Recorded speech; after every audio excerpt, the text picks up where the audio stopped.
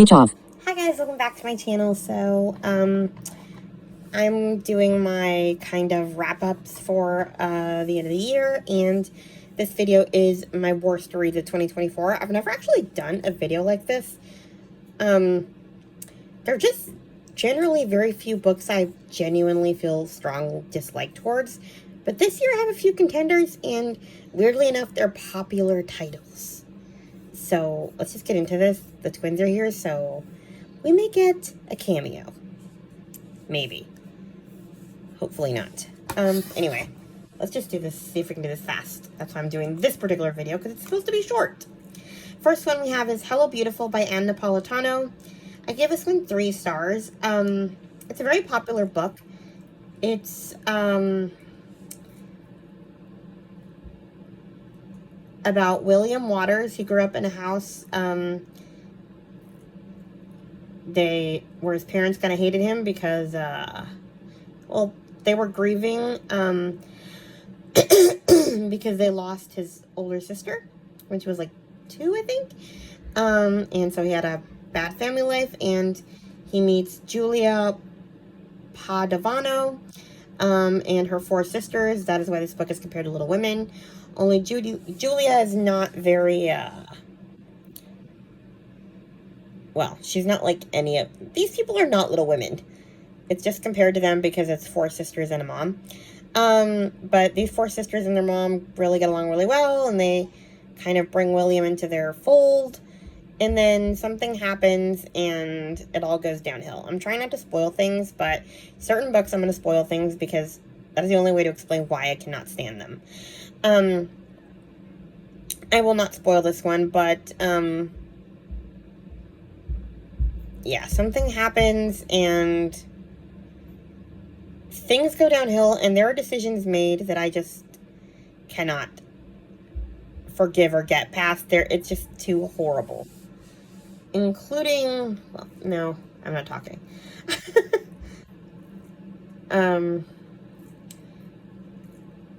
And just, like, the rest of them kind of all sort of, yeah, deteriorate slowly, and it's just icky, and I just did not like it. And this is a really, really popular book. So, yeah, most people love this book. I hated it. I give it 3 stars, only because I was compelled to finish it. Next, we have A Christmas by the Sea by Melody Carlson. I gave this 2 stars. And really, the only thing that made me hate this was the ending. The way it ended. Basically, it's a widow and her 12-year-old son. They inherit a shabby beach house in Maine. They move in. The kid wants to stay, and she wants to sell the house. And a guy comes into it, and... yeah, they end up staying. I mean, it's a romance with a proposal, and it just was infuriating. I don't know why I was so mad. I think just because she didn't figure it out on her own, and I would have rather, like, it didn't happen because of him. It was just annoying, and I hated it. Then we have Family Family by Lori Frankel. This one, a lot of people read and a lot of people loved. And I read This Is How It Always Is by Lori Frankel, and I loved that one. It was about a kid who's a boy and then decides he wants to be a girl. And it's very, you know, you do with that what you will. But I love the book. But this one is about adoption.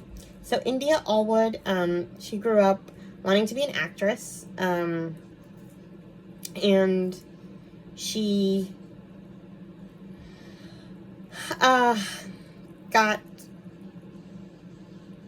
she was doing a project on adoption, and while promoting her most recent project, she does what you should never do. She tells a journalist that it's a bad movie. Like so many movies about adoption, it tells only one story. A tragic one. But India is an adoptive mom herself and knows there's so much more to her family than tragedy. Soon she's at the center of a media storm, battling accusations from the press and the paparazzi from protesters on the right and advocates on the left. Basically, Like, it becomes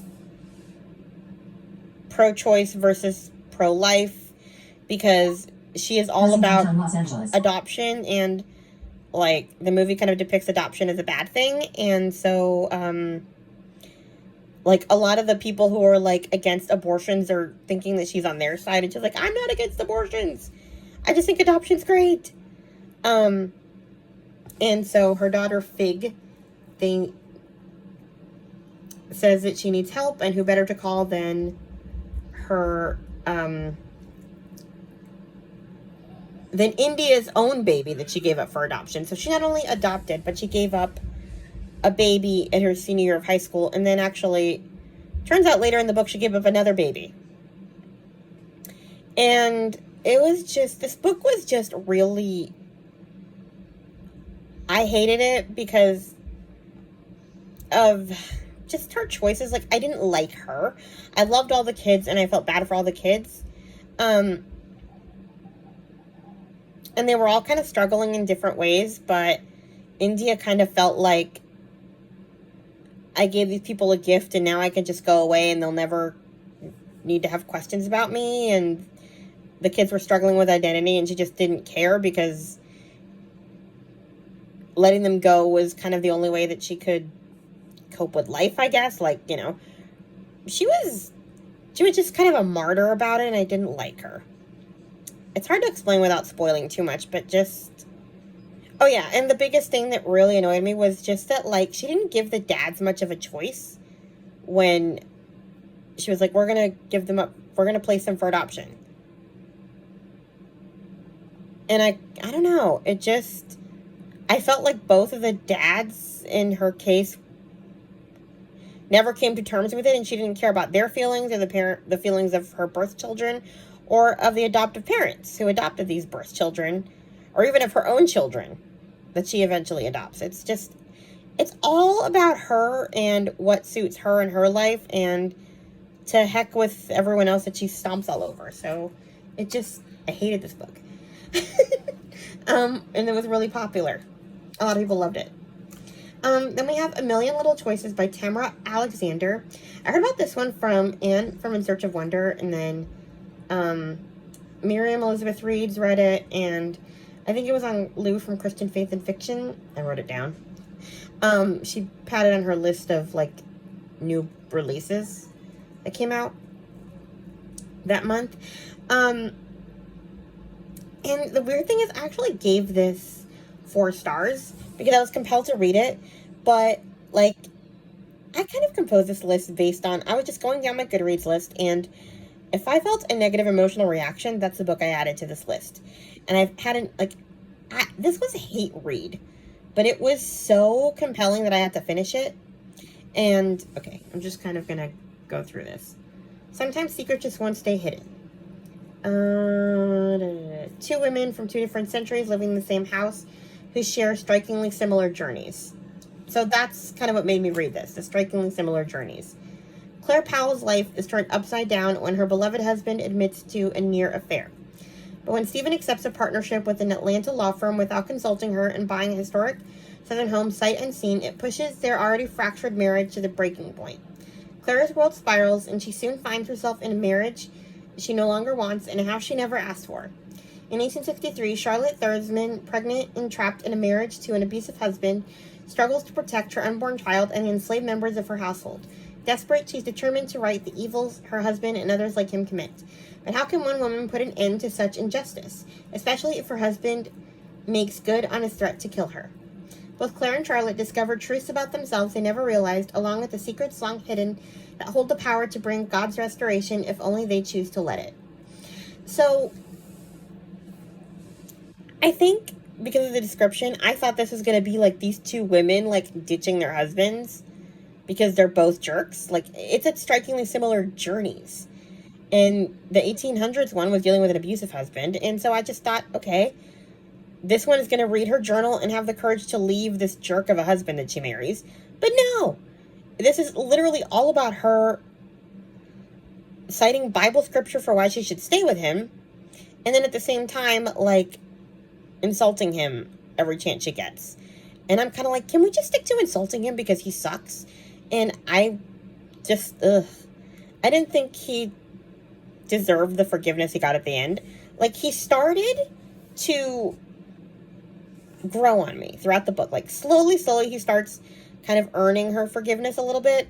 But then before she can give it, he does a romantic, like, re-proposal at the end. And I'm just like, I hate you again, you little weasel.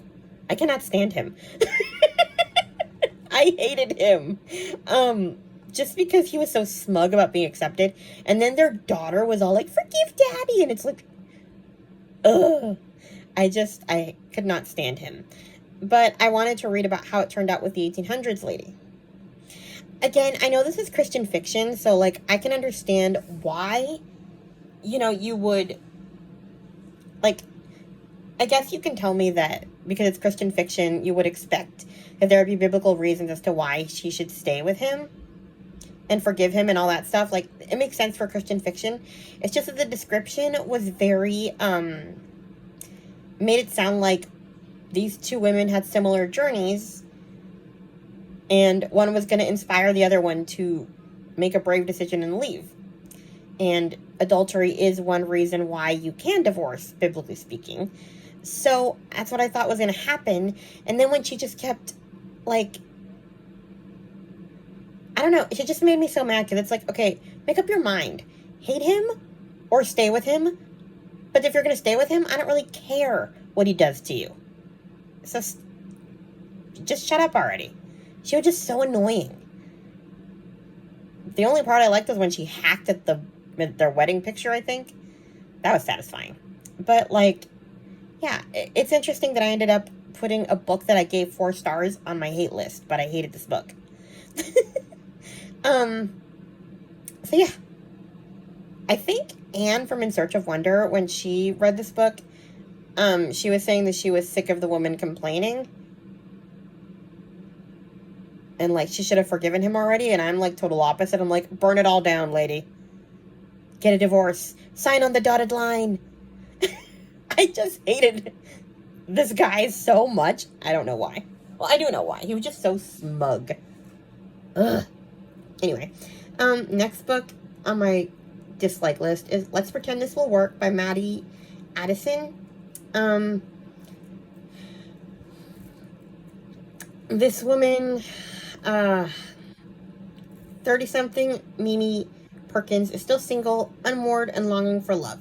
So when Ren Yardsley, a handsome divorced fellow drama teacher and single father, falls in love with her and proposes, she's sure this is at least the good news her psychic predicted.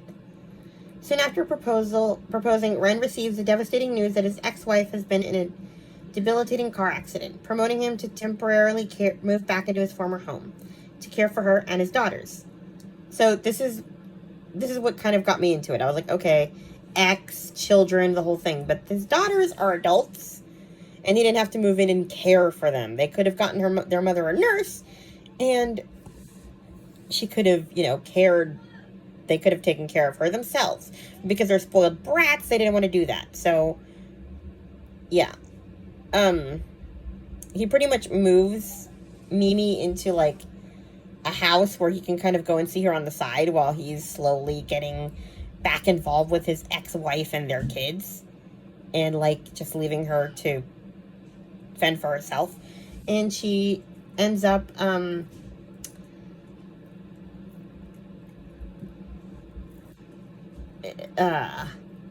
she finds a job and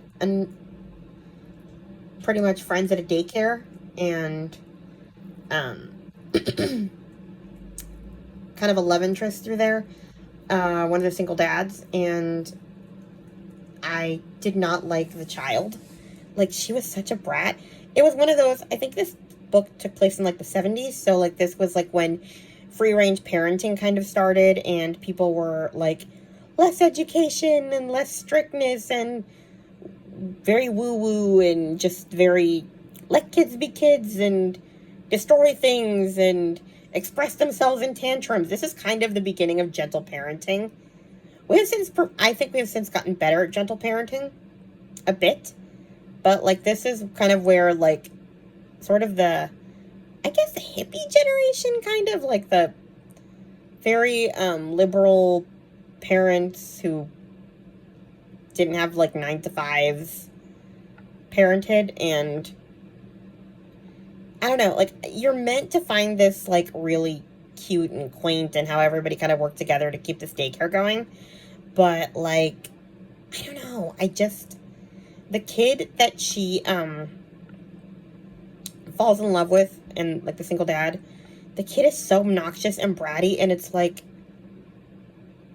I want a free-range spank you, child. It's so interesting how, like, most of my books, because the next one is the same thing, have children in them that I dislike. But yeah, like, just the kid, I just did not understand this love story. You know, she ends up falling for the single dad and the kid, and I'm just like, what about these two people is attractive to you? I was all with the single dad's sister and putting her in a school with rigorous schedules to beat some sense into her. Well, minus the beating, but you know what I mean. Like, this kid was just obnoxious, and she needs a milder version of Miss Trunchbull to get her in line. Miss Trunchbull, maybe she needs a Miss Hannigan. Yeah, there you go. Miss Hannigan is not as insane as Miss Trunchbull. She needs just something strict, because this kid is obnoxious. So I did not understand how you fall in love with this kid, but she was horrible. Anyway, next, Pete and Alice in Maine by Caitlin Shetterly. I gave this one 2 stars. Oh gosh, another obnoxious children, actually. It's about this family who gets stuck in, they live in New York, and they're kind of wealthy, and they have, like, a summer house in, I already forgot where, Maine, or in the country. And so they go there and to shelter in place during COVID, and it's just them just sheltering and just getting on each other's nerves, and the parents are on the brink of divorce, and they think that sheltering in place is going to apparently make it better. Yeah, right.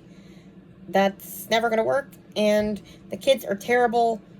They call their parents idiots, and they're constantly talking about their bodily fluids. The little one is making fun of the older one for being in puberty and getting hair in certain places. It is just so cringy. And yet I had to see how it ended because of their bad marriage. But let's put it this way. I was, like, by the time she lost her temper and slapped this kid, I cheered. And I am not for corporal punishment, but oh my lord, did that teenager need it. Ugh. Anyway, it was just bad parents, bad children, the whole thing. It was miserable. Then we have Jane of Lantern Hill by Lucy Maud Montgomery. I gave this 3 stars. I talked about this one in my November wrap-up. We're getting into some books that are, like, more recent. But I just hated this because the parents and the adults all sucked. I love Jane, and I love her relationship with her dad. But the adults all royally sucked. And I cannot remember who else hated this book. Was it Sonia? I don't know. I'll find out. But, like, the dad was a flake, and the mom was a whiny coward who wouldn't stand up to her own mother, who was a tyrant. And I'm supposed to feel sorry for these two and root for their happily ever after? No. What I wanted was for the dad to get some gumption and take custody of the kid and let her mother and grandmother live in unhappily ever after misery without the child. That's how I wanted this book to end. But no. It had to end with them kissing and being a family and grandma as a tyrant. When all along, Mommy Dearest did not deserve any custody because she let her mother torture her child. And father, at least he made up for it by eventually, like, getting in touch with Jane and asking her to visit him. But, like, so I can kind of forgive him a little more. But he still sucked because he didn't fight for his kid. So, yeah. I did not think they deserved this happy ending. Then we have Comfort and Joy by Kristen Hanna.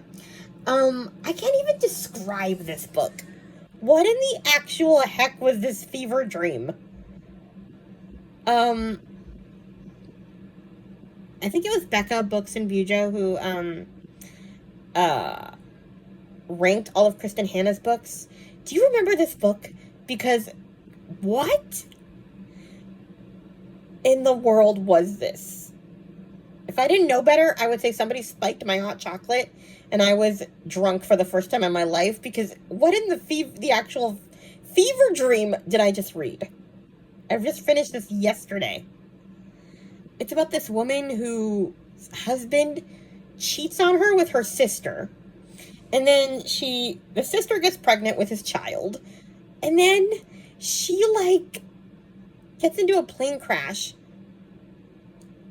This is going to be so spoilery. I cannot help myself. I'm too enraged.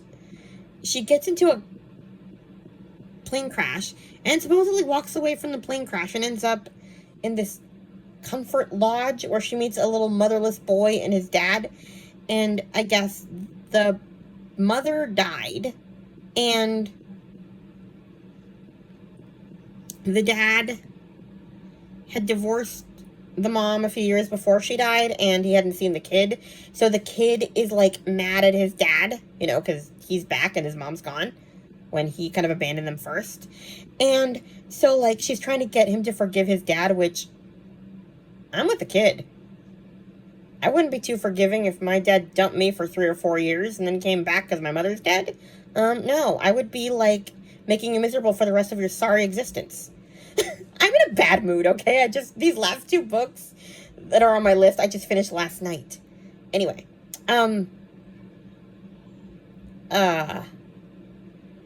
right. So she's comparing the little boy forgiving his dad to her forgiving her sister, which is not the same thing. The kid kind of has to forgive his dad because he's stuck living with him, but you do not need to forgive your sister for having a thing with your husband and having his baby. No, you don't. I'm sorry. That is a bridge too far. That would be grounds for disownment in my book. No. Ew. Anyway. Yeah. No. Ugh.